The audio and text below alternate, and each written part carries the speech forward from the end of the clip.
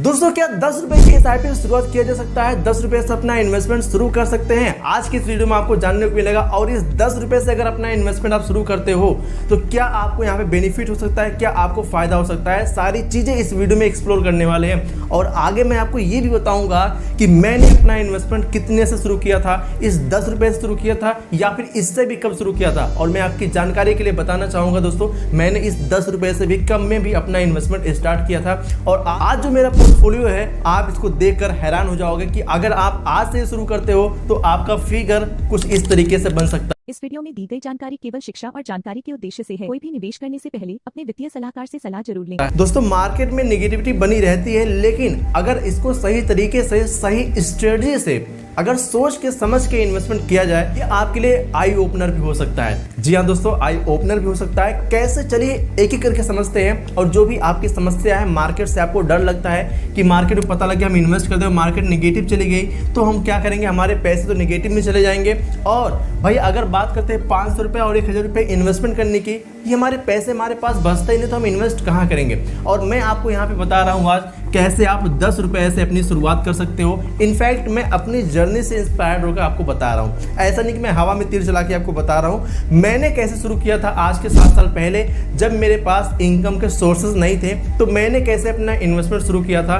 कह सकते हो 2020 से या 19 से मैंने अपना इन्वेस्टमेंट शुरू किया था। और कैसे और क्या उसका रिटर्न आज रहा है, आज आपको देखने को मिलेगा। तो दिल थाम के बैठिएगा, क्योंकि ये वीडियो बिल्कुल जानकारी बेस पे उपलब्ध है। आपको देखने को मिलेगा जिस फंड में मैंने इन्वेस्टमेंट किया था उसका परफॉर्मेंस कैसा रहा है और मैंने कितने से शुरुआत किया। बिल दोस्तों, अगर किसी से पूछा जाए, अपने आस पास पड़ोसी या फिर अपने दोस्तों से पूछा जाए या खुद से ही पूछा जाए कि अगर आपको वेल्दी बनना है कि नहीं बनना है, तो जिनमें से 99 पे क्या 100% लोगों का यही कहना होगा कि जी भाई मुझे वेल्दी बनना है, मुझे लाखों करोड़ों रुपए कमाने हैं। लेकिन दोस्तों इसके लिए ना एफर्ट कोई नहीं डालना चाहता। ये ठीक बिल्कुल उसी प्रकार से अगर किसी को कहा जाए कि भाई तुम वेट लॉस करना चाहते हो, या फिर वो खुद कहता है कि मुझे वेट लॉस करना है, वो दिन भर पूरी लिस्ट बनाएगा, उसको क्या खाना है, क्या करना है, पूरा लिस्ट बना डालेगा कि मुझे क्या क्या करना है। और बताएगा भाई 20 किलो हमें वजन अपना लॉस करना है, लूज करना है 20 किलो वजन। ठीक है, आज उसने लिस्ट बना लिया और उसने कह दिया भाई कल सुबह से हम उठेंगे और दौड़ने जाएंगे और हम कल से जंक फूड नहीं खाएंगे, पूरे 1 महीने में अपना वेट लॉस करेंगे लगभग 20 किलो। अब दोस्तों चैलेंज तो उसने बना लिया, लेकिन अगली सुबह क्या हुआ, उसकी नींद ही नहीं खुली। अलार्म बजा, उसने देखा कि भाई अभी 2 मिनट बाकी है, एक काम करते हैं 2 मिनट और थोड़ा सा आराम कर लेते हैं, उसके बाद हम उठ के जाएंगे। पता लगता है भैया बीत गए 1 घंटे। 1 घंटे बीत गए तो बोला यार आज तो मिस हो गया, लेट हो गया, चलो कोई बात नहीं, आज से छोड़ दे, लेकिन कल से हम जरूर करेंगे। और आज क्या करते हैं, आज भाई कल से तो बंद ही होने वाला है सारी चीजें, जंक फूड बंद हो जाएगा, कम सोने को मिलेगा, तो एक काम करते हैं आज खा लेते हैं, कल से शुरुआत कर लेते हैं। फिर आज वाले दिन वो जंक फूड खाएगा और कहेगा भाई कल से वेट लॉस करना है, और भाई कल फिर वही सिचुएशन आ गई, फिर उसकी नींद नहीं खुली। तो इसी तरीके से करते करते ना उसका वेट तो लॉस हुआ नहीं, बल्कि उसका वेट गेन हो गया, क्योंकि उसने जंक फूड आज ही समझ के खा लिया कि भाई आज खा ले तो कल से मुझे डाइट पे रहना है। और यही होता है हमारी लाइफ में, हम इन्वेस्टमेंट तो करना चाहते हैं बट आज से नहीं कल से करना चाहते हैं, जिसकी वजह से हम वेल्थ क्रिएट नहीं कर पाते। अब दोस्तों इसके पीछे रीजन क्या होता है? मेन रीजन होता है कि हमारे पास पैसे नहीं बच पाते। 500 रुपये 1000 रुपये हमारे पास बच नहीं पाते, हम इन्वेस्ट कहाँ से करेंगे। अब दोस्तों बचाने वाले तो बहुत सारे ऐसे लोग हैं जो लाखों करोड़ों रुपए की एसआईपी करते हैं, बट यहाँ पे हम बात करते हैं middle class, poor middle class की, जो कि बहुत ही कम इनकम जनरेट करता है, उसके खर्चे इतने ज़्यादा हैं कि वो यहाँ पे 500 1000 क्या बचा ही नहीं पाता। उनके लिए ये स्ट्रेटजी काफ़ी ज़्यादा खास हो सकती है, क्योंकि इसको मैंने अपने ऊपर अप्लाई किया था, लेकिन उस समय मेरे पास पैसे नहीं होते थे, तब मैंने अप्लाई किया था। तो भाई वेल्दी सबको बनना है, लेकिन उसके लिए हमें रिस्क नहीं चाहिए। हम कौन से इन्वेस्टमेंट की जो पॉसिबिलिटी तलाशते हैं, जैसे कि हम सेफ इंस्ट्रूमेंट में इन्वेस्ट करना चाहते हैं, एफडी हो गया, आरडी हो गया, पीपीएफ हो गया, ये सारे इंस्ट्रूमेंट हम तलाशते हैं कि भाई जहाँ पे सेफेस्ट इन्वेस्ट हो हमारा, वहाँ पे हमें इन्वेस्ट करना है, लेकिन वेल्दी हमें बनना है। तो भाई कहाँ पॉसिबल है? अच्छा ठीक है, इन्वेस्टमेंट करने से पहले हमें ये जानना होगा कि मार्केट में कौन कौन से ऑप्शंस होते हैं इन्वेस्टमेंट करने का। ये हम अगर जान लेते तो हम एक बार समझ जाएंगे कि भाई हमें अपने पोर्टफोलियो को, अपने पैसे को कैसे डाइवर्सिफाई करके इन्वेस्ट करना चाहिए, कौन सा प्लान हमारे लिए बेस्ट हो सकता है, किस तरीके से इन्वेस्ट करने पे हमारे पैसे ग्रो भी हो सकते हैं और हमारा जो रिस्क है ये मिनिमम भी हो सकता है। चलिए एक एक करके समझते हैं। इन्वेस्ट करने से पहले ऑप्शन हमारे पास क्या आते हैं दोस्तों? सबसे पहले ऑप्शन की मैं बात करता हूँ, यहाँ पे सबका प्यारा, सब उसको जानते हैं, नाम है दोस्तों उसका फिक्स्ड डिपॉजिट। ठीक है, फिक्स्ड डिपॉजिट, ठीक है, फिक्स्ड डिपॉजिट। इसमें भाई अधिकतर लोग अपने पैसे को इन्वेस्ट करना चाहते हैं, और किस लिए यहाँ पे इन्वेस्टमेंट करना चाहिए अभी आगे हम आप वीडियो में बताएंगे। मैं इसके खिलाफ बिल्कुल भी नहीं हूँ, लेकिन आपके लिए कब सही हो सकता है इसको जानना आपके लिए काफ़ी ज़्यादा जरूरी है। दोस्तों मैं आपको कहना चाहूँगा, मैं कोई फाइनेंशियल एक्सपर्ट नहीं हूँ, मैं कोई एडवाइजर नहीं हूँ, जस्ट आपको एजुकेशन पर्पज़ के लिए इस वीडियो को बना रहा हूँ ताकि आप समझ पाओ कि भाई आप अपने पैसों के साथ कर क्या रहे हो। दोस्त यहाँ पे देखो, पहला हो गया फिक्स्ड डिपॉजिट। दूसरा दोस्तों एक बीमा कंपनी होती है, आपको पता होगा, मैं नाम नहीं लूँगा, बीमा कंपनी है, कहती कि भाई 15 साल यहाँ पे जमा कर दो, 5 साल छोड़ दो, आपको इतना इतना मिल जाएगा। बहुत सारी ऐसी कंपनीज है, ठीक है, तो नाम मैं नहीं लूँगा। और उसके बाद दोस्तों आता है यहाँ पे जो PPF, ठीक है, PPF भी एक ऑप्शन ठीक होता है इन्वेस्टमेंट करने का, लेकिन किसके लिए सही ये भी हमें समझना काफ़ी ज़्यादा जरूरी है। उसके बाद दोस्तों आते हैं जैसे RD प्लान। जैसे अगर आप सैलरीड हो, आपके पास पैसे नहीं बच पाते हैं, आप कहीं से जॉब करते हो, वहाँ से पैसे आपको आते हैं महीने दर महीने, आप इकट्ठा पैसे बचा के इन्वेस्ट नहीं कर पाते हो, तो वहाँ पे कोई आपको मिल जाता है, कहता है कि भाई एक काम करो, आप RD ओपन कर लो, आपके पैसे वैसे बचते नहीं है, 1000-2000 जो भी आपके पास पैसे बचे RD में इन्वेस्ट कर दो, मेच्योरिटी पे आपको कुछ पैसे मिल जाएंगे। तो आदमी कहीं ना कहीं वहाँ पे इन्वेस्टमेंट करने चला जाता है। अब दोस्तों उसके बाद जो ऑप्शन आता है लोगों के पास पोस्ट ऑफिस का, ठीक है, पोस्ट ऑफिस का ऑप्शन आता है। अब पोस्ट ऑफिस में बहुत सारी कंपनीज हैं, बहुत सारी स्कीम्स हैं, ठीक है। अब पोस्ट ऑफिस में बहुत सारे लोग अपना इन्वेस्टमेंट करने चले जाते हैं। तो कुल मिला के जो लोगों का ध्यान है, यहाँ पर कोई ना कोई आपको ऐसा एजेंट मिल जाएगा जो आपको वहाँ पे इन्वेस्टमेंट करवा देगा, ठीक है, वहाँ पे इन्वेस्टमेंट करवा देगा। फिर आपके पास पैसे बचे नहीं होंगे और आप ऐसे इंस्ट्रूमेंट में इन्वेस्टमेंट करने से बचोगे जहाँ पे थोड़ा बहुत रिस्क भी शामिल हो। और दोस्तों ये तो हो गए जो बहुत ही कम रिस्क वाले, या फिर कह सकते हैं कि ना के बराबर रिस्क वाले इंस्ट्रूमेंट है यहाँ पे इन्वेस्ट करना। लेकिन मैं आपको एक चीज़ कहना चाहूँगा, ये जो सारी स्कीम्स है इनमें इतनी क्षमता नहीं है कि इन्फ्लेशन को बीट कर पाए। जी हाँ दोस्तों, 7% का इन्फ्लेशन आपको देखने को मिलता है मार्केट में, 7% का जो एक आंकड़ा है सरकारी, 7% का इन्फ्लेशन, यानी महंगाई दर हर साल 7% के हिसाब से बढ़ रही है।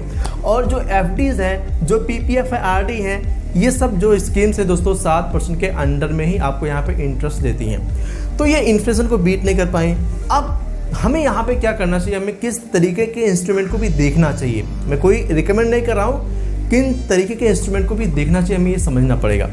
दोस्तों यहाँ पे एक इंस्ट्रूमेंट आता है दोस्तों जैसे म्यूचुअल फंड, ठीक है, दूसरा दोस्तों यहाँ पे ETF, ठीक है, तीसरा दोस्तों स्टॉक्स, ठीक है, क्रिप्टो एंड कमोडिटीज़। ये कई सारे ऐसे इंस्ट्रूमेंट है जहाँ पे इन्वेस्टमेंट तो किया जाता है, बट यहाँ पे हायर रिस्क का भी ऑप्शन होता है। अब दोस्तों मैं आपसे एक चीज़ पूछना चाहता हूँ, आपने बाइक चलाना जब सीखा था तो क्या विदाउट रिस्क आपने बाइक चलाना सीख लिया था? आपको पता था कि अगर हम बाइक चलाना स्टार्ट करते हैं तो हो सकता है कि हम कहीं ना कहीं गिर जाए बाइक लेकर, या बाइक छोड़ो, साइकिल तो सभी लोग चलाते होंगे। बचपन में आपने साइकिल कैसे सीखा था? कई बार गिरे होंगे, उठे होंगे, चोट भी लगी होगी, लेकिन फाइनली आपने साइकिल चलाना सीख लिया। हम लोग तो कई बार गिरे भाई, हाथ भी फूल गया था, गिरने के बाद चोट लग गई थी ऐसा। तो कई बार ऐसा होता है कि भाई गिर जाते हैं हम, लेकिन फिर भी उठते हैं। तो अगर हमने रिस्क नहीं लिया होता तो हमने क्या साइकिल चलाना सीखा होता? मैं आपको बहुत ही बड़ा रिस्क लेने की बात नहीं कर रहा हूँ, मैं आपको स्टार्टिंग सही तरीके से करने की बात कर रहा हूँ कि आपको समझ के इन्वेस्टमेंट स्ट्रेटजी अपनानी होगी। अगर हमें ग्रोथ चाहिए तो हमें ऐसे इंस्ट्रूमेंट में इन्वेस्ट करना होगा जहाँ पे थोड़ा बहुत रिस्क भी शामिल हो, ठीक है। अब जैसे कि हम बात करते हैं, हम ये नहीं कहते कि आपको जब इन्वेस्ट करना आप शुरू करना चाहते हो तो आप डायरेक्टली स्टॉक्स में इन्वेस्ट कर दो।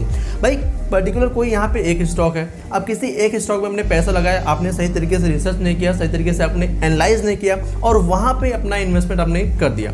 सो ये कोई भरोसा नहीं कि नीचे आएगा कि ऊपर जाएगा, कोई भरोसा नहीं मार्केट का। क्रिप्टो वर्ड और भी ज़्यादा भाई रिस्की हो सकता है। अब दोस्तों बचते हैं यहाँ पे कमोडिटीज़ में, तो यहाँ पर भी कमोडिटी में ऐसा नहीं सिर्फ गोल्ड और सिल्वर है, बहुत सारे और भी चीज़ें यहाँ पे होती हैं। यहाँ पर जो बिगनर है उनके लिए भी यहाँ पे ऑप्शंस कम हो जाते हैं। अब बचा दोस्तों म्यूचुअल फंड और ETF, ये दोनों दोस्तों ऐसी चीज़ होती है, आप समझ लो कि एक टोकरी में आपको कई सारे फल मिल जा रहे हैं, वहाँ पे सेब भी है, केला भी है, अनार भी है, संतरा भी है, सब कुछ वहाँ पे मिल जा रहे हैं, अंगूर भी है, सब कुछ वहाँ पे फल आपको मिल जा रहे हैं। अब या तो आपको वहाँ पे फ्रूट सलाद बनाना, तो आपको अलग अलग फल खरीदने की जरूरत नहीं पड़ेगी, आपने वहाँ पे फ्रूट सलाद बना दिया। ठीक, फ्रूट सलाद का फायदा क्या होता है कि आपको जो भी चीजें मिलनी होती है फ्रूट से, ठीक, किसी में फाइबर है, किसी में विटामिन सी ज्यादा है, किसी में कुछ भी ज्यादा है, तो आपको एक ही टोकरी में सारी चीजें मिल गई और जो आपके बॉडी के लिए काफी पर्याप्त है और अच्छी है। तो इसी तरीके से जो म्यूचुअल फंड दोस्तों यहाँ पे कई सारे स्टॉक आपके म्यूचुअल फंड में होते हैं, जिसकी वजह से क्या होता है कि अगर आप 10 रुपए भी इन्वेस्ट करते हो तो आपके पैसे सारे स्टॉक्स में डिवाइड होकर लगते हैं, कुछ परसेंटेज वाइज, ठीक है, या आपके पैसे डिवाइड होकर लगते हैं। अब हम मान लेते हैं कि हमने म्यूचुअल फंड में इन्वेस्टमेंट अपना चुन लिया, ठीक है, हमें म्यूचुअल फंड में इन्वेस्ट करना है। अब दोस्तों म्यूचुअल फंड में भी कई सारी कैटेगरी है, जैसे ही मैं आपको दिखाना चाहता हूँ स्क्रीन पे आप देखिएगा।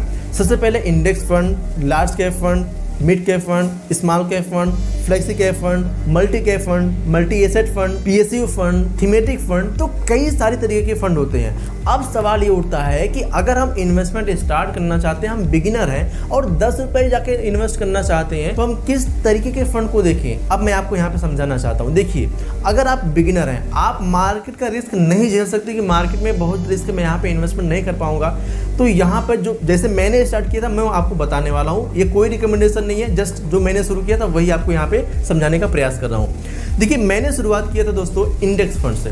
जब मैं शुरू में इन्वेस्टमेंट किया, सबसे पहले हमने इंडेक्स फंड लिया, फिर मैंने वहाँ पे देखा कि यहाँ पे रिटर्न हमें थोड़ा सा कम देखने को मिल रहा है और मैं रिस्क ले सकता हूँ, तो मैंने दोस्तों धीरे धीरे शिफ्ट किया लार्ज कैप फंड और बैलेंस एडवांटेज फंड में। अभी मैं आपको इन फंड का परफॉर्मेंस भी दिखाऊंगा, जिस फंड में मुझे जैसा रिटर्न मिला मैं आपको दिखाऊंगा भी कितना हमें यहाँ पे रिटर्न देखने को मिला है जब से मैं यहाँ पे इन्वेस्टमेंट किया हूँ। इस तरीके से आप स्टेयर वाइज चढ़ोगे, धीरे धीरे आप बढ़ोगे, ठीक है। अब बहुत सारे लोग कहते हैं कि आपका लॉन्ग टर्म विजन है तो आप डायरेक्ट स्मॉल कैप में इन्वेस्ट कर दो, लेकिन भाई समझो, अगर कोई बंदा नया इन्वेस्टमेंट करने आया है और डायरेक्ट वो स्मॉल कैप पे स्विच कर जाएगा, वहाँ पर काफ़ी ज़्यादा वोलेटिलिटी बनी रहती है, मार्केट कब नीचे कब ऊपर होती है, और ऐसे में ही ऐसे लोगों का इन्वेस्टमेंट बीच में ही छूटता है। तो इन्वेस्टमेंट बीच में ना छूटे, इसके लिए हमें सबसे पहले एक आदत बनानी होगी, हमारे अंदर एक हैबिट डेवलप होती है और उस इन्वेस्टमेंट को हम कंटिन्यू कर पाते हैं। अब दोस्तों सवाल उठता है कि इस 10 रुपए से किस तरीके से अपना इन्वेस्टमेंट शुरू कर सकते हैं। इस 10 रुपए से देखिए मैं आपको समझाता हूँ। अगर हम मान लेते हैं हमने अपना पैसा बचाना चालू किया, हम 10 रुपए डेली बचा रहे हैं, ठीक है, 10 रुपए पर डे हम बचा रहे हैं, मल्टीप्लाई 30 से करते हैं दोस्तों, यहाँ पे होता है 300 रुपए एक महीने का, ठीक है। अब देखिए 10 रुपये कौन बचाना शुरू करेगा? जो एक स्टूडेंट है, जो अभी यंग एज में है, उसके पास कुछ भी पैसे नहीं है, या फिर मान लेते हैं 20-25 साल हो चुकी है उसकी उम्र, अब वो पैसे बचाना चालू करना चाहता है मार्केट में इन्वेस्टमेंट करने के लिए। तो डेली का 10 रुपये, 5 रुपये तो डॉगी को बिस्कुट खिला देता होगा, 10 रुपये 5 रुपये तो किसी बच्चे को दे देता होगा। तो उसी 10 रुपये को अगर वो सही तरीके से मैनेज करे, देखिए अगर 10 रुपये डेली बचाता है, 30 दिन में लगभग 300 रुपये महीने के हो जाते हैं, बहुत बड़ी रकम नहीं है, ठीक है। अब इस 300 रुपये को इन्वेस्टमेंट करना है मार्केट में, कैसे करेगा कोई? देखने में ये 10 रुपये लगता है तो कहते हैं 10 रुपये ही है ना, लेकिन अभी 10 रुपये का क्या कह सकते और है, अभी आगे आपको देखने को मिलेगा।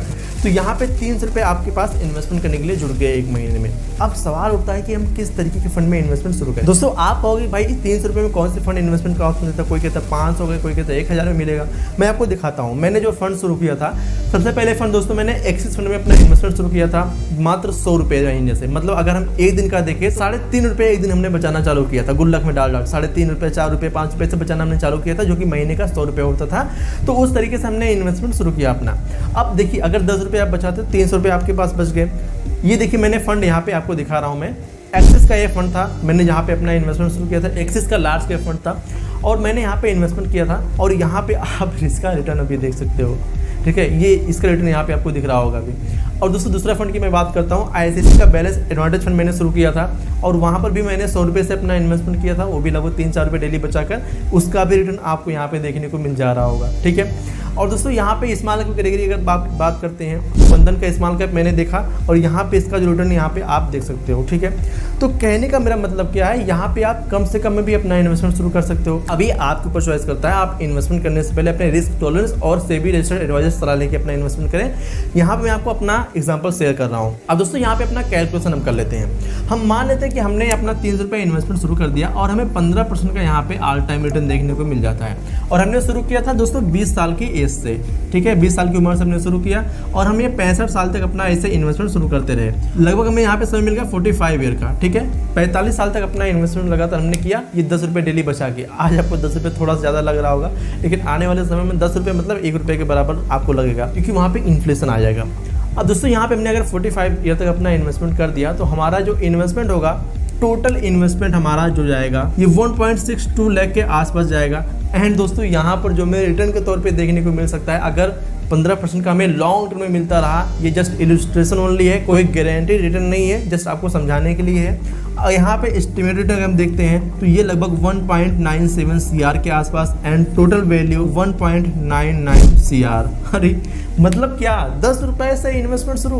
जी हाँ दोस्तों, अगर आप 10 रुपए से करते हो तो आप और आप देख सकते हो कि भाई कहाँ तक ये जा सकता है। हालांकि कोई गारंटीड नहीं है, जस्ट एग्जांपल के लिए है, मार्केट में कोई भरोसा नहीं होता मार्केट कब ऊपर जाएगी कब नीचे जाएगी। लेकिन एक चीज कह सकते हो कि अगर आप लॉन्ग टर्म विजन के साथ अपना इन्वेस्टमेंट करते हो तो आपके लिए काफी ज्यादा अच्छा हो सकता है। सो आई होप आपको ये वीडियो पसंद आएगी और इस वीडियो से आपको जानने को मिला होगा कि भाई 10 रुपए की वैल्यू क्या हो सकती है। भाई करोड़ों में 10 रुपए की वैल्यू हो सकती है, समझिएगा आप इस बात को। दोस्तों अगर ये वीडियो पसंद आई हो, अगर वीडियो हेल्पफुल लगी हो ना, तो वीडियो को लाइक कीजिएगा, अपने दोस्तों के साथ इस वीडियो को शेयर कीजिएगा। 10 रुपए को बर्बाद करते हैं किसी फालतू चीजों में, वो सही तरीके से स्ट्रेटजी के साथ अगर अपना इन्वेस्टमेंट करते हैं तो उनकी वैल्यू कहां तक पहुंच सकती है देख ही सकते हो आप। तो शेयर करना मत भूलेगा और चैनल को सब्सक्राइब करना मत भूले। रिटायरमेंट की प्लानिंग के साथ अपना इन्वेस्टमेंट करना चाहते हो, स्क्रीन पे आप देख सकते हो, यहाँ पे वीडियो आपको दिख रहा होगा, इसको देखकर आप सीख सकते हो कि भाई कैसे अपना इन्वेस्टमेंट किया जा सकता है अपने रिटायरमेंट के लिए। तो इस वीडियो पे क्लिक कीजिए, मैं आपको इसी वीडियो में मिलता हूँ। आई होप आपने चैनल को सब्सक्राइब कर देगा। चलिए मिलते हैं अगली वीडियो, तब तक के लिए जय हिंद जय भारत। इस वीडियो में दी गई जानकारी केवल शिक्षा और जानकारी के उद्देश्य से है। कोई भी निवेश करने से पहले अपने वित्तीय सलाहकार से सलाह जरूर लें।